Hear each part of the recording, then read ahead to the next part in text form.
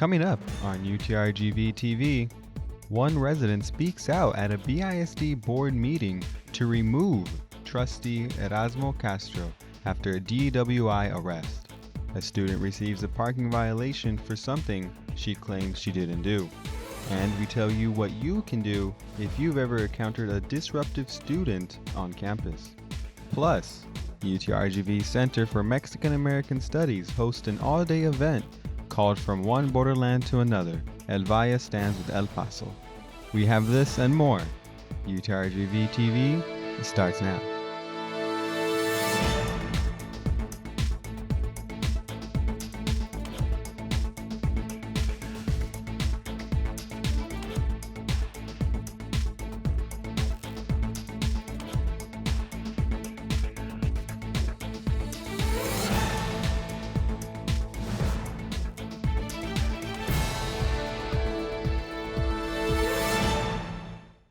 Welcome back to another edition of UTRGV-TV. I'm Elijah Noriega.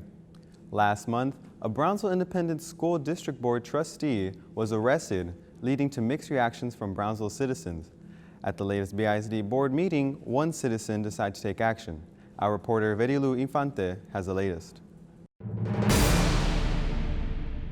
I think it's kind of a shame that a person who probably couldn't even sign up to be a volunteer in one of the schools is able to serve on its board. UTRGV Criminal Justice Major Zachary Blevins encouraged others on social media to join him in attending this month's Brownsville Independent School District Board meeting to speak out against Board of Trustee Erasmo Castro and his recent actions. This is not about one individual or about one event. This is bigger and much more significant. On September 2nd, Castro was arrested and charged on account of DWI. Blevins claims that Castro has had numerous charges of theft, fraud, and forgery, which prompted him to file a lawsuit with the district judge.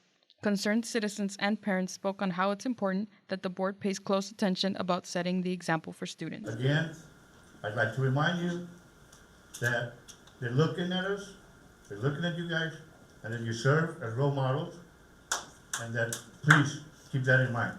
Board, I ask you, if you can please bring light into this issue.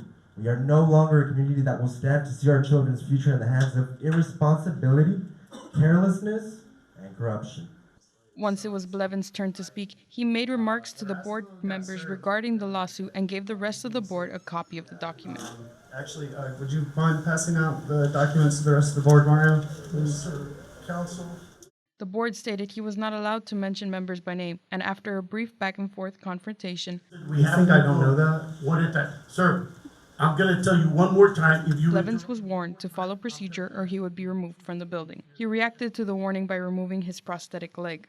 I wanted to let them know by removing my prosthetic device that I'm in a submissive state, and if they want to drag me out of here, they're more than welcome to do it. Afterwards, Blevins was allowed to speak. This is about showing others that we must hold our politicians accountable if we are to secure the future we dream of for our children. Simply put, Brownsville deserves better. They always have. Thank you. Blevins says they need to have more strict guidelines on the school board operations. Ultimately, it's up to the people who are voting for these politicians to inform themselves, and it's also up to good people who actually care about the city to step up and run. If they don't, then we have to deal with the same things that we've always dealt with. And I'm kind of tired of voting for the lesser of two evils at this point. Castro and BISD have yet to comment, but new rules have in place for board members. The rules state board members cannot visit schools without authorization from the superintendent, must sign in at the main office, and are required to have an appointment. Members cannot take photos with or of students unless approved by the administration or the principal. These changes received mixed reactions on social media. According to Blevins, Castro has 50 days to respond to the lawsuit since it was served to him. Reporting in Brownsville for UTRGV-TV, I'm Verilu Infante. A student recently received a ticket for something she claimed she didn't do. We talked to a university spokesman for more. At UTRGV, a student claims that she was given a ticket warning for something she didn't do. I park at the meters. I park I know the times. It was 11:29. I paid for 2 hours, meaning at 1:29 I had to be out. It was barely 12:30. My event was over, and I go back to my car and I have a warning on there. Gabriela Valdez also states she was accused of signing papers she did not sign. She said, like verbatim, well, you signed a form. And I'm like, I didn't sign anything. She's just looking at me and she goes, oh, I accidentally put your ID in the system instead of the person behind you. And mind you, like I had just gone to go get like a visitor's pass that one day, and apparently the person behind me wanted to like report their permit as lost. So she accidentally put my ID in the system, but the other person is the one who signed the form. They were able to cross-match it and whatever. We reached out to Parking and Transportation Services for a statement about the situation. Although they did not want to leave a comment, instead they directed us to the university spokesman. When it involves human error like this, we kind of rely on the student or whoever's been affected to bring that to our attention. You know, we will be working with our service assistants, our parking attendants to make sure that doesn't happen again. Valdez says it's a frustrating situation. I know I'm not the only one going through it, but literally, like, I'm pretty much like the only one that's saying something about it. But she still encourages students to speak up and share their story whenever there's a problem. She says student rights and responsibilities were a big help. In Edinburgh for UTRGV-TV, I'm Elijah Noriega. A liquid natural gas pipeline is set to be constructed at the port of Brownsville. The project has caused a major divide among the RGV community. We do not want UTRGV to have a partnership in that because that will be the #1 single point source pollution for the Rio Grande Valley. Although protests against LNG are strong, a recent decision from Cameron County officials show the project is still in motion. We will have a further study on the LNG in the RGV story next week. UTRGV Center for Mexican American Studies hosts an all-day event called From One Borderland to Another, El Valle Stands with El Paso. Presentations took place last Wednesday with talks on gun violence, trauma healing, and resistance. Just the times that we're living in, the current age that we're living in, it's very important. I think it's wise to host these events to try to raise awareness regarding gun violence and the trauma associated with gun violence. Vasquez mentions that in most cases, the guns are not properly stored, and these events are important because one can learn a lot. He also suggests it would be a good idea to include information on how to properly store weapons at home to avoid accidents or mass shootings. We know how hard it can be to concentrate on work when there are disruptive students on campus. Reporter Jose Guerrero tells us what actions to take when dealing with these situations. At UTRGV, students study for their classes anywhere and anytime they have a chance.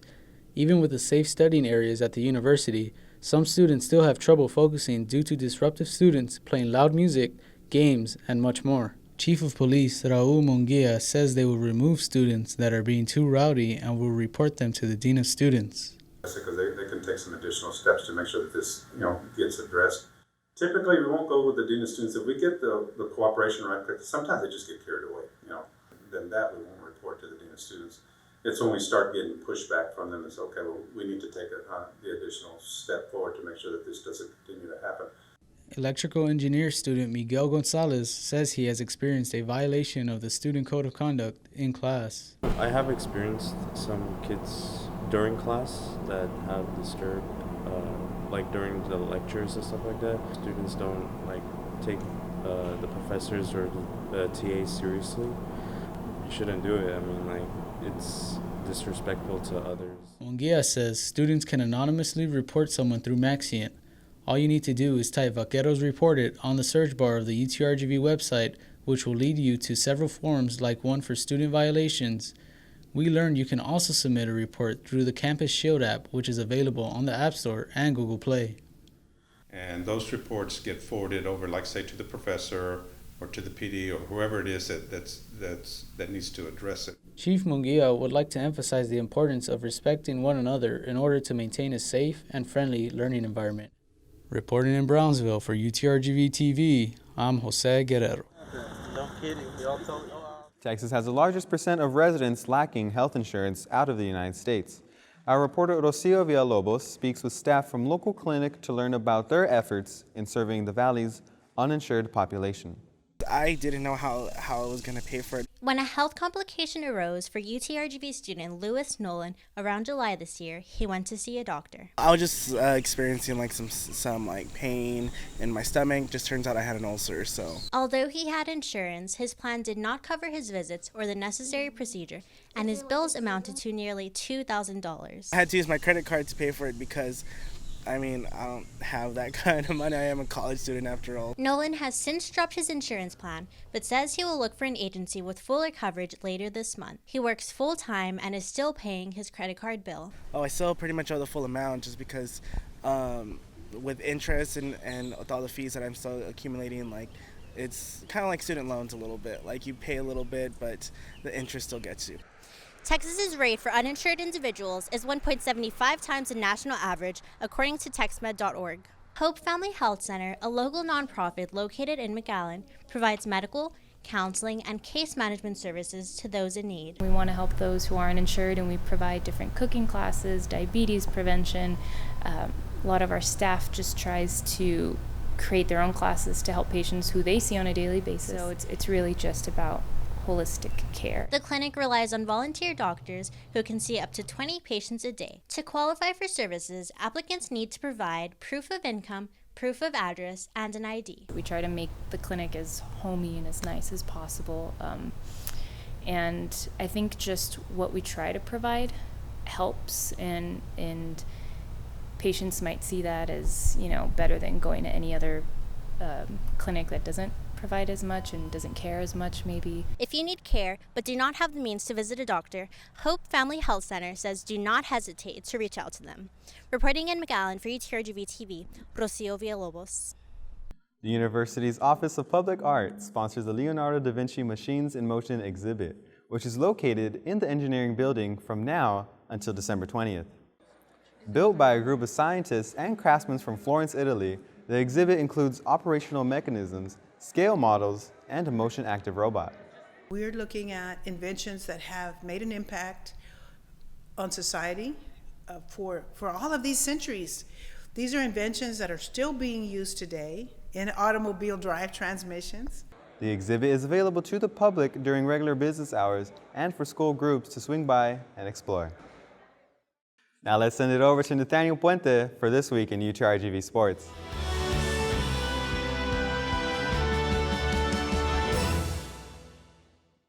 2019 has been a big year for UTRGV. Chick-fil-A started serving ice cream, UTRGV Student Media won the Director's Trophy at the Texas Intercollegiate Press Association back in March, thanks to people like yours truly and a couple other student media legends. And UTRGV men's soccer started receiving votes to be a top 25 school in the NCAA. Let's see how they'd handle the pressure against Utah Valley. It was a battle of the valleys as UTRGV hosted Utah Valley for a match on the pitch. The Wolverines struck first with a diving head goal from Arian Caprio. And wow, that's what I call using your head. The Vaqueros evened the mark late in the first half thanks to Kyle Edwards scoring on a penalty kick. Remember his name because he'll show up a little later. Utah Valley put the game-winning goal on the board in the second half to win this one 2-1. UTRGV's next challenge came against the Air Force Academy Falcons. Let's see who flew the highest. The Vaqueros hosted the Falcons in a whack showdown that saw the home team take the lead in the second half. Kyle Edwards, remember who I told you to remember? He connected on not one but two goals late in the game as UTRGV would fly on their way like an eagle to a 2-0 win. Here's what Coach Lease had to say after the win. So I thought the boys were very intelligent today in the way they played. They took their moments. Two fantastic goals from Kyle Edwards, and I think they deserved the win. Meanwhile, women's soccer was over in Kansas City, Missouri, to take on the UMKC Roos. The conference opener saw each team trade goals in the first half, courtesy of Shantatius Knox for the Vaqueros and Emma Wilson of the Roos. If you thought those early goals would lead to a high-scoring game, well, you're wrong. One goal was all each team decided to put up as the game ended in a 1-1 draw. It's like the old saying goes, if you can't beat them, join them. And since that's not really possible, they just decided to tie each other. The team came home to face Grand Canyon on Sunday, and this time one goal was all that was needed for the win. Getting that goal, Catherine Stokely in the 26th minute. UTRGV would hold on for the 1-0 win. Switching gears now, we move to a sport where energy is always high. Now, volleyball has had a bit of a subpar season this year compared to years past, but a couple of road conference matchups could be just what this team needs to change the momentum. Volleyball opened the weekend up against New Mexico State. The first set was an intense battle between the two schools, and it took 28 points to win the thing. New Mexico took the set and all of the momentum as they ended up winning this one in a 3-set sweep. The next game came against California Baptist. This game saw back and forth action between each team. UTRGV took the first 2 sets to put them in prime position for a sweep, but California Baptist came from behind to win the next 2 sets to set up a dramatic finish. The 5th set was just as competitive, but it was the Vaqueros taking the win off a Victoire Nama kill. Volleyball is now 2-2 in conference play, and they come home this week for a couple of conference matchups. So much like Nama killed that last game, we're going to kill this sportscast. Let's see those police reports. Oh, thanks, Nate. Now here's this week's police reports released to us by UTRGV PD this past week. On September 30th at 10:53 a.m., an officer and Edinburgh Fire Department were dispatched to location in reference to 2 students that were stuck in the elevator in the Student Academic Center. The power to the elevator had to be turned off, and students were able to exit through the top of the elevator car. No injuries were reported. That same day at 4:07 p.m., a UTRGV PD dispatcher observed a male individual heading north towards University Boulevard in Brownsville via the border cameras. U.S. Border Patrol arrived at location and took custody of the male individual from Mexico who had crossed illegally without incident. On October 1st at 9:38 p.m., officers were dispatched to the Health Affairs Building West in reference to an intoxicated male student. Officers made contact with the male student who stated that he had consumed some alcoholic beverages before class. The student did show signs of intoxication and was released to a family member at the scene. This incident will be referred to the student rights and responsibilities for further review. On October 2nd at 7:32 a.m., a UTRGV PD dispatcher observed 3 male individuals running north on Levy Road from the U.S. border fence via the border cameras in Brownsville. UTRGV officers were dispatched to the location as well as U.S. Border Patrol. The individuals were located and detained by U.S. BP. All 3 subjects were Mexican nationals. The same day at 9:03 a.m., a female student reported that an unknown male she was briefly conversing with at the library in Edinburgh touched her lower back without her consent. She felt the touch to be offensive and provocative. Case is under investigation. That's all we have for you today, but remember, if you have a story you'd like to share with us or know someone who is making an impact on campus or in the community, you can contact us through our social media or email us at tv@utrgv.edu. We have community and UTRGV news for you every week. See you next time.